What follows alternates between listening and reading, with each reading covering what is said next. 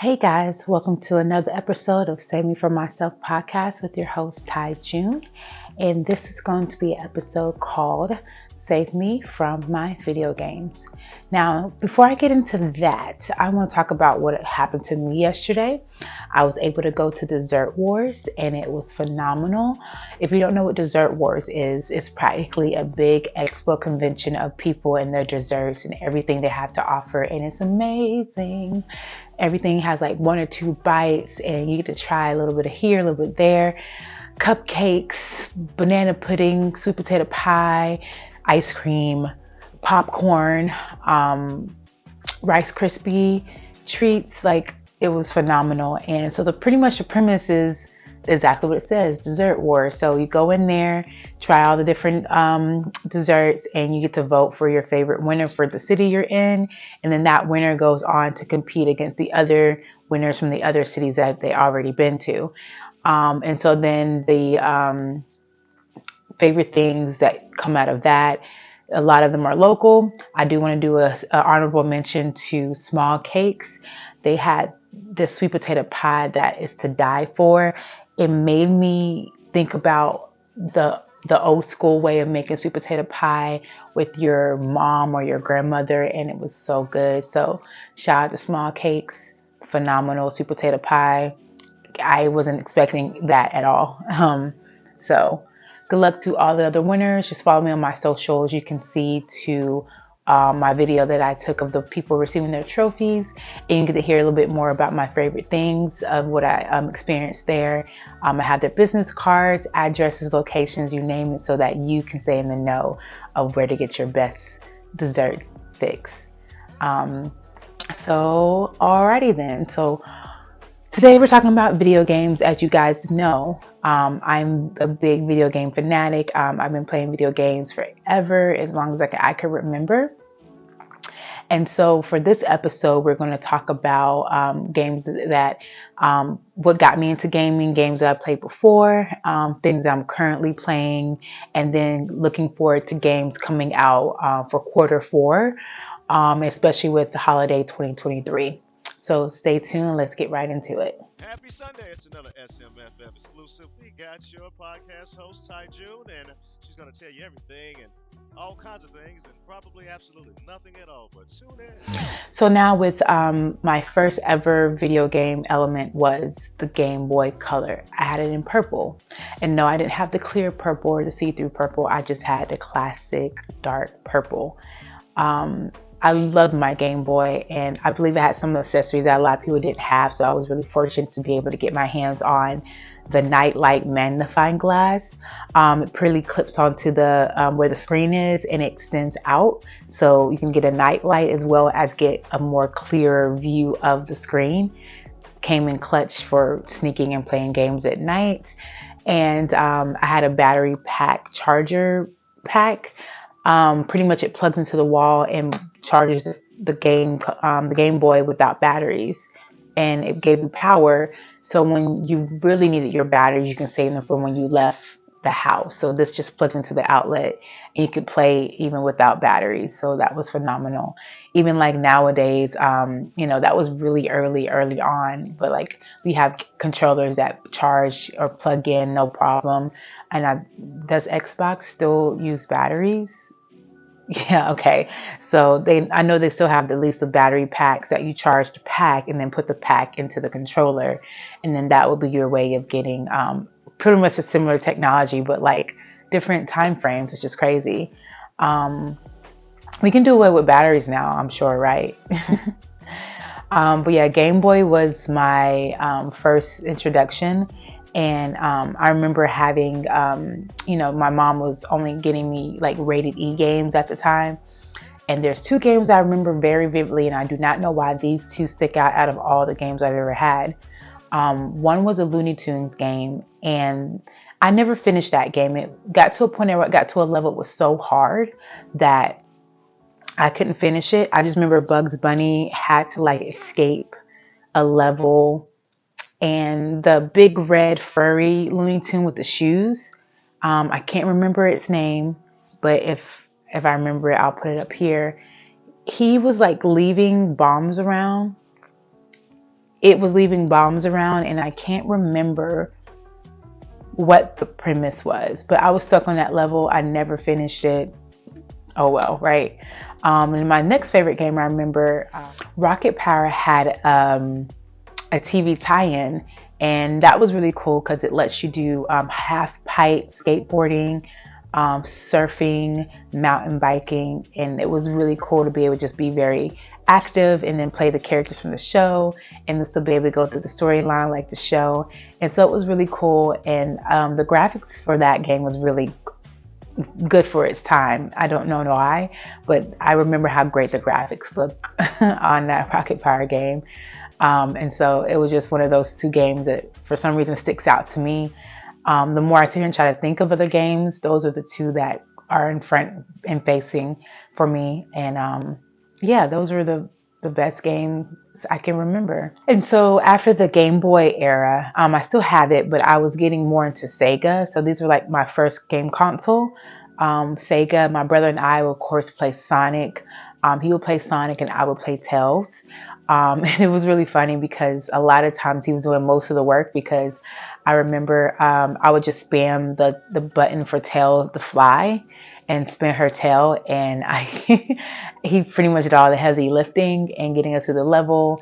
And so I would just spam the flying button until we finished. Most of the time I may have helped maybe 2% of the level, and then I would just laugh because he would lose the coins or something, and he's like, why aren't you helping? Why, I'm helping, I'm staying alive so we can still go through the level. And so all the time it's just the whole concept of learning how to play Sega, going from the just handheld to console controller.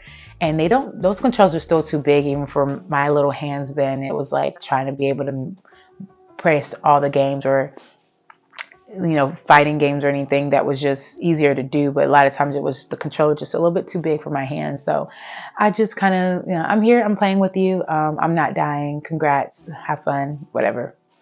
And so the Sega got me introduced to the Super Nintendo. So my mom had a friend that had the Super Nintendo, and she had it in her closet. So I remember this vividly. It's like the closet under the stairway. And we went into the closet. The Nintendo looked amazing. And the cartridges is what blew my mind. There were just several boxes, and the cartridges were about this big. And I can imagine trying to store those things because they take up so much space. I mean, it's practically still the same size of a video game case, but it was just so thick and bulky and heavy that it was like trying to tote those around. So I had the controllers, I had the gun, of course, for Duck Hunt and things like that, and I enjoyed it. I had so many cartridges, so that was like my first console for me, and it was in my room. And my brother had the PlayStation 1 in his room. To this day, I don't know what happened to that Super Nintendo. It was in good shape when I got it. I don't know. We couldn't have thrown it away. Did I break it? Did we lose cords or something? Who knows? And I regret not having that now, because that would be so fun to have as a collectible, or even put it into the archives, the video game archives, so we can just keep old games be able to relive and stuff like that. So, and even with the Super Nintendo, with my brother having the PlayStation, I guess I kind of migrated more over to the PlayStation world, and I kind of left Nintendo a little bit. I was playing like Tomb Raider on the PlayStation 1, Tekken, SmackDown versus Raw wrestling, and games like that on the PlayStation. And so, as you know, in my last episode, I talk about my evolution of PlayStation and going from 1, 2, and 3. And once my mom found out it did more than just play video games, it kind of just been the main staple in our household as our like entertainment system for everything. And so, yeah, the PlayStation started it for me from there, and into the 2, and then into the 3 and 4, and hopefully eventually the 5. Yeah, with my brother and I having that PlayStation 1, he eventually, when we got to 2 and stuff, he got me into playing NBA Live. I'm not sure if any of you guys remember NBA Live. It's dead now. 2K kind of took over, but NBA Live and 2K were out generally at the same time. and I like live better. But then my brother taught me and got me to the point where I could beat him and then also like beat my uncle. And so that's what you're never supposed to show all your, your tricks. So I ended up getting good, beating them, beating my friends. I was really good at NBA Live. I never got to 2K games essentially. But 2K was, the one that pulled forward, and NBA Live is now dead, so rest in peace to NBA Live. And so even getting into the trend back then, having the ability to go to Blockbuster. And so I loved about Blockbuster is that I would get games that I knew I can be in the 7-day rental period. So I give you a week to rent a game. And so I would choose games I could beat in 7 days. And if I needed more than that time, I would either extend the rental or just buy the game completely out, because either it was too long to try to paying the rental fee, that it's just cheaper just to buy the game. I remember getting Mirror's Edge and not finishing Mirror's Edge with the rental. I was playing that game up until the last hour before it had to be turned back to the store. And I remember I got to the boss fight and everything, and I still don't know how that game ended. But I could have extended that rental. I don't know why we didn't, but I just make sure I could do it in that time frame.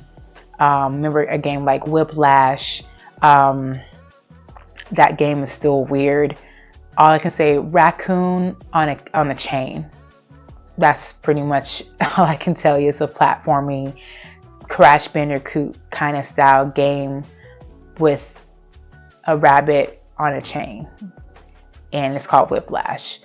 And so if I could beat the game within a few hours, back then games were like 20 hours, like even more back into like the movie tie-in games like Into the Matrix, Path of Neo, Batman Begins. They were easy to beat within like 20 hours. And I would rent those, beat the games, take them back, wash, rinse, repeat. And yeah, nowadays you really can't do much about that, but we do miss Blockbuster and our movie galleries and our video warehouses.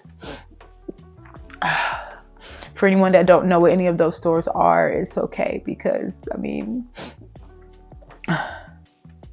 they were the best thing about my childhood. Blockbuster, you will be missed. I do know that there's still one Blockbuster somewhere, and it's very iconic. You see people take pictures in front of it. There's still one floating around somewhere in the country. I will see you one day. You, Blockbuster, you are my everything. But yeah, man, digital and being, having places like GameStop and EB Games coming, like, so Blockbuster kind of fell off. But then there was also GameFly. GameFly was like the video game mail service, like Netflix was originally, but with video games. Turn in video games, get new ones in the mail. Smart idea. Yeah, GameFly was a really smart idea for that formula, but now we have digital, and a lot of times I can't say the last time I actually bought a physical game. The last few games I bought have been digital, but times have changed and times moved on. Nowadays I play single player games and mobile games. For mobile games, the main thing I play right now is Pocket Champs. It's not much to really put into the game. It's more about being strategic and upgrading your champion, getting him trained right, getting his gadgets kind of upgraded as well. So it's kind of autopilot for 90% of the game. So you just choose a race, pick the gadget, and hope that your champion's trained out well enough, and as well as the gadget is up to par against the competitors. So you have strengths such as climbing, flying, swimming, and running. So you can decide where to distribute your strengths into. I pretty much evenly distribute it across the board. I'm sure there's that one person that probably puts most of their stuff in running, and then make up for the fact of their weaker areas with higher level gadgets. I pretty much just balance across the board. and you just compete in races and it autopilot. So I like to have that on my desk at work. Only thing I gotta do is, okay, pick this level, pick this gadget, and hit start. And then it'll race and everything while I'm doing other stuff. And then it's probably a 30-second, not even 30-second race, maybe less than that, depending on which one you're doing. You'll know if you won first, second, and third. You get your prizes, and we move on to the next thing. And of course, a lot of people, you may know that I am into forensic science and criminal justice background and degrees in those programs. So I do like the crime drama mobile games too. There is this one, like anything with Game House Publisher, the Emily restaurant series, to her cousin having a wedding company. And so I like the Undercover series. This one's called Undercover Blood Curse.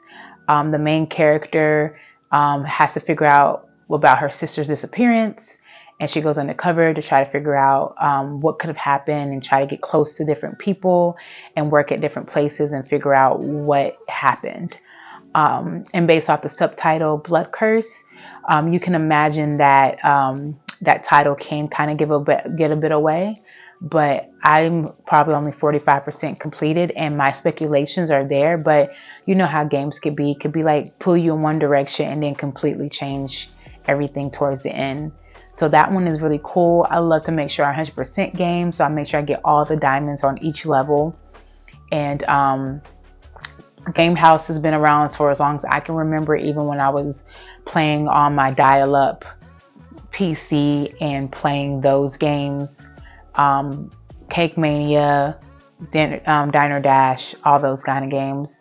And now having on mobile, I always have the ability to play a level or two, get them done, get the storyline. The story is amazing. And so the story and the cutscenes in between each level adds on to the story and the element of what you're doing and why you're doing it. And if you're really into crime drama games, I also do recommend Nobodies. And the reason I say the title like that is because you can say nobodies, meaning like no one, anything, anywhere, nothing. Or nobodies, as in there are no bodies physically here. So this game, I can explain it, is like a crime scene cleanup personnel for political espionage escapades. And you're kind of instructed to make certain people's deaths look like accidents. And I love 100%ing that game as well, each level. You will have to make sure, remember, if you borrowed something from somewhere, you got to make sure you put it back before you leave the scene. And that's the way to 100% it. And if you take wrong steps or do anything that's a little bit too outlandish, the cops generally show up and then you got to start over or last checkpoint set. Some of these levels get really elaborate and literally they give you a map. This one level had a map.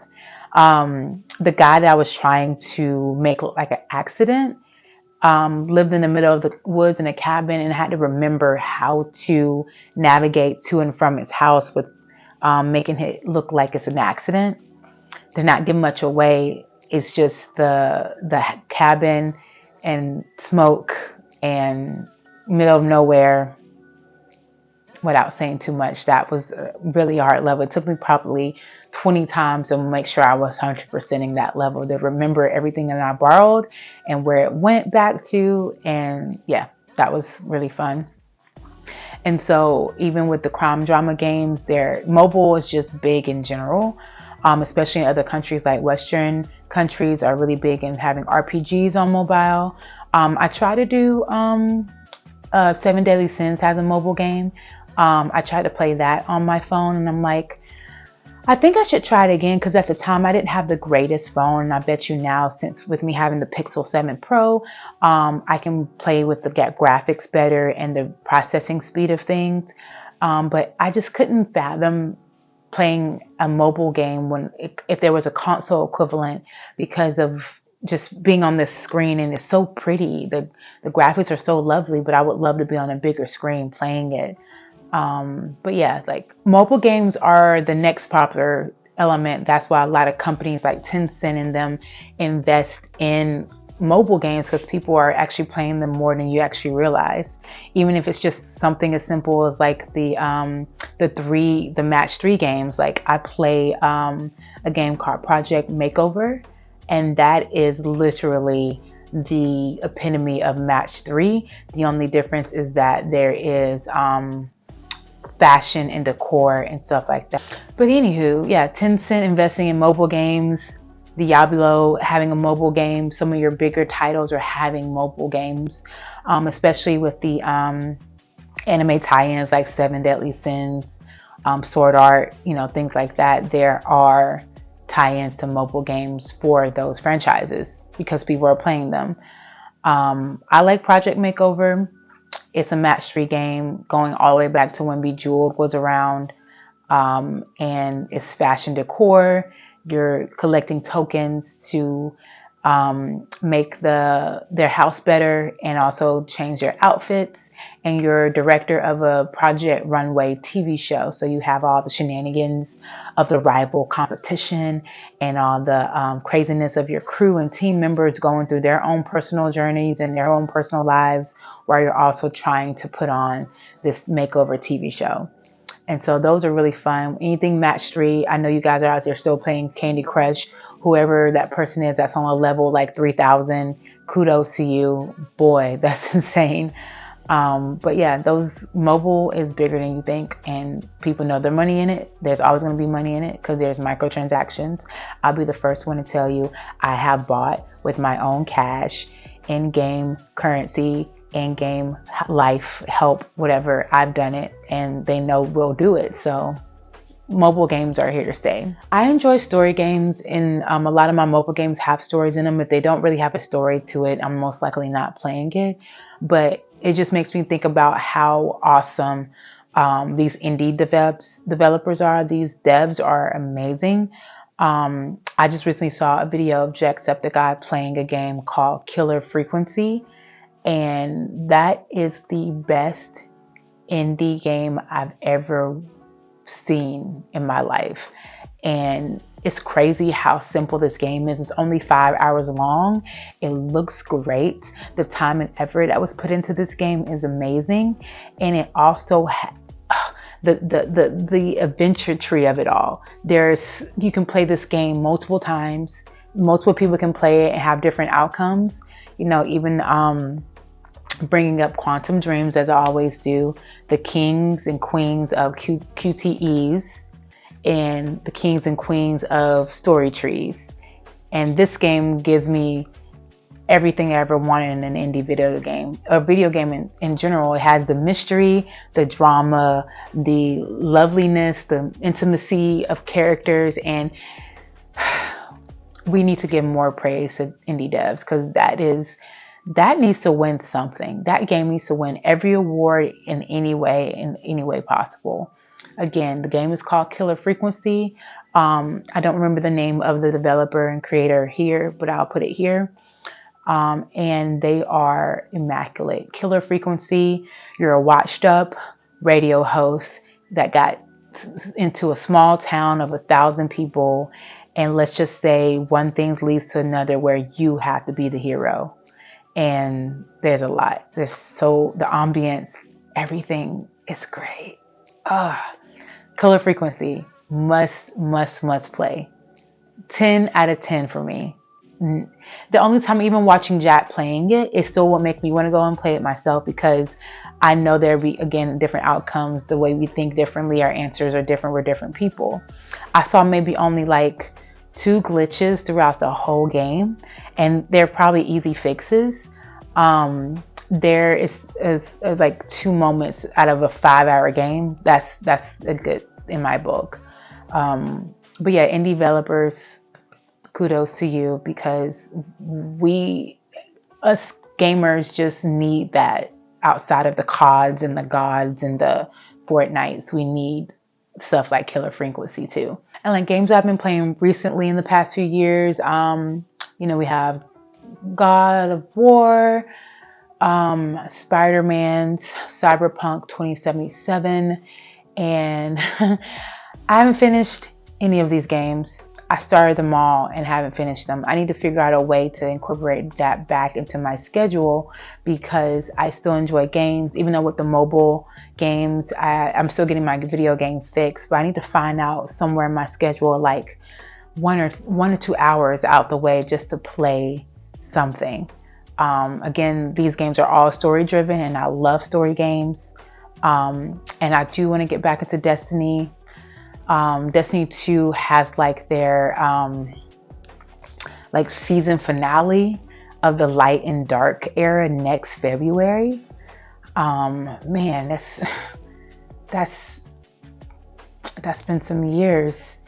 I'm excited for that. I would love to get back into it. I can imagine if I got on now, give me 6 months to get back into the groove of things, rank up, and be ready for the finale in February. I could definitely do that. I do miss Destiny. I think about it all the time. As you can even see, I have like Destiny stuff and all that, puzzles and bracelets and things. Yeah, but like I said in my last episode, I talked more about my Destiny adventures. While people were, spending 10 years in WoW, I was spending 10 years in the Destiny universe. Bungie does a good job, even though I know people complain about content farming and the same thing over and over again, just with different skins. And yes, that is true. But there's something about the world of Destiny and the community and the people in it. If it wasn't for the people in the community, I probably wouldn't really care that much about Destiny. But I should get into that hopefully within the next month. And so people are probably excited for Spider-Man 2. Leave a comment down below of which game you're looking for holiday 2023 or Q4. You got the Spider-Man 2. You have, as you guys may or may not know, I'm a indie horror director, producer, and actress in the found footage subgenre. And I am very excited for Texas Chainsaw Massacre. Don't get me wrong, Friday the 13th was cool. I feel like Texas can make that game style 10 times better. And so that's very exciting for Texas Chainsaw Massacre coming. And that's going to be really fun. As well as my birthday's coming up September 5th. So I've already told one of my gifts can be Assassin's Creed Mirage. I've been a fan of Assassin's Creed for as long as I can remember, and things like that, outside of like with Insomnia, playing their Insomnia games, going all the way back to Ratchet and Clank, being one of the original OGs for me, liking video games, and coming with my PS2 bundle back then. I played every Ratchet and Clank, Deadlock, Going Commando, Up Your Arsenal, you can name it. I probably played the Ratchet and Clank games, and of course those were a birthday gift for every time there was one. And so with Assassin's Creed, that's my second love after Ratchet and Clank's. Assassin's Creed was a staple for me in gaming. I feel like Assassin's Creed is in the staple in gaming as much as like Zelda is, being around for so long. It's not your CODs, it's not your Fortnites, but it's Assassin's Creed. And no, I didn't play the last three, the ones in the Origin, the Odyssey, and the Valhalla. I didn't like the RPG style of Assassin's Creed. It's beautiful, it's open, I love it. But I still like the OG Assassin's Creed style. So that's why I'm really, really excited for Assassin's Creed Mirage, because they stated that they're going back to their roots and going back to smaller maps with more sustenance and more story. And that's what I'm looking forward to. So Assassin's Creed Mirage, looking out for that, October 5th. Yes, because I remember it was like 1 month after my birthday. So that's so Assassin's Creed Mirage is something I'm very looking forward to. As well as like, of course, Spider-Man 2. I haven't finished the first one, but I still will get the second one and do what I'm doing now. I have God of War and God of War Ragnarok. Then I have Spider-Man and then Spider-Man 2 on my shelf. And then of course I need the Miles Morales in between. Maybe not. The whole point is I want to eventually have all of them together, which I won't be surprised if they end up bundling them together in the future. But yeah, it's just having those here. Venom being in the game, Miles and Peter, the new powers, that's going to be exciting. And more what I'm looking forward to is that I have a gaming laptop. I haven't really downloaded Steam yet or getting into PC games, but that would be definitely something I want to get into for like again going back and supporting those indie devs. A lot of them are on PC and not on console, but that's totally fine with me. I will go to any destination to try to find and play these indie games. I have my GeForce GTX. It's also AMD, so I shouldn't have any issues. And it also has the ability to crank up processing or lower processing and cooling for those intense games. And so I'm excited about that. I haven't really got to push him to his limits yet. And then this is a Lenovo. And that's my favorite brand of all time. I've always had them. I'm very dedicated to my brand. I guess a lot of people are. If you're Apple, your iPhone, your Apple TV, your everything. Like I used to be LG, and now I'm Google everything. Google Mini, Google Pixel. So yeah, everything's all in their own world. So PC, get ready. You're going to be used a lot in these coming months. And I'm excited to see what's available, going even back to the OGs like Crisis and Portal. Those are still the games that people still say you need to play, or like Doom. And so, yeah, I'll go all the way back and play the classics and find the indie games. Even like right now, they have the mascot horror subgenre with everything from Five Nights and Freddy's to the Adventures of Ban Ban, the Kindergarten Ventures, I guess, and then like the Neighborhood. There are so many mascot horror games by indie developers. There's probably tons and tons. Of course, I've watched Jacksepticeye, Markiplier play these, and it's insane how great they look and how random they are, you know. And so PC, getting back into that, and it's just a blessing to be around and alive for the evolution of video games, from the Game Boy to Real Engine 5 and everything in between. Even now, I don't know if you guys ever seen the videos on Instagram or YouTube where these people are wearing their VR headsets, but they're all wrapped up in different sensory pieces, and they're either on a pad so they can walk around, or they're in an open world room where they're walking around and they can feel the hits and the shots and everything on them. Like, that's very immersive. When will we ever get to a point where it's like Ready Player One or Sword Art Online? I don't know. That probably have to wait another 50 years for that. 2073? Yeah, I don't want to think about that either, going that far out. Mr. Connor is probably looking at us, getting assistance from AI right now, looking at us like, what are you doing? I hope Terminator is not in the future, but I just don't want to think about what it's going to be like when I'm like 81. But yeah, video games are always kind of just been an outlet for me. I'm sure a lot of people have, from eating, good desserts, candies and junk food to feel good, to drinking your favorite, glass of bourbon, to your favorite recreational elements. Video games for me have been my outlet and my getaway, just in that same equation. And I do appreciate gaming, even looking into the fact that you have gamers with disabilities and they're creating controllers and creating apparatuses for these people to still be able to play video games and still be a part of their communities and still be a part of that world, even with the disability they may have. And so video games are just the greatest, even going back as far as when I first started gaming and being a gamer girl at that. Having voice changers on so that no one would know I was a girl, because when they found out you were a girl, you were either going to get harassed or bothered. And that's probably one of the main reasons why I was more on PlayStation than Xbox, because Xbox seemed to be a lot more toxic than on PlayStation. I didn't get bothered as much on PlayStation, just being a girl, either like, oh my God, it's a girl, why are you playing video games? Or, oh wow, it's a girl, you're playing video games. And of course, getting older and it's more common now and they don't care as much as, I guess, I don't know. Either it's just we gotten older and they're more mature and that is not a bother anymore because we're older. But yeah, being a gamer girl was so taboo. I will be playing video games until I die. Yes, I will still be playing video games when I'm 40.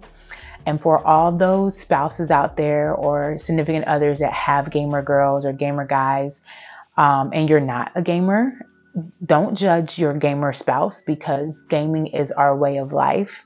And if you had a problem with it, you shouldn't be with them anyway because gaming is a part of our personality. So don't harp on your boyfriend or girlfriend because they're on the video game too long. There's a method to the madness. There's a science to this. So either you understand or you don't, or you both are gamers and you can basically play with each other or understand the point of view of why this person's like, I need another minute. I need another minute. There's a lot to this. So gaming rules our worlds. Gaming contributes to our happiness.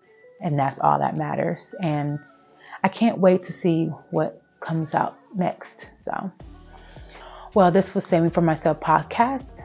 Save Me From My Video Games. And stay tuned for next week for another episode. Make sure you follow me on all my socials at Ty June, as well as SMFM Podcast on all the platforms as well. Don't forget to like, subscribe, and tune in every Sunday. We'll be here. And so this is Ty June. Thanks for tuning in. You made it to the end. I'll see you next weekend.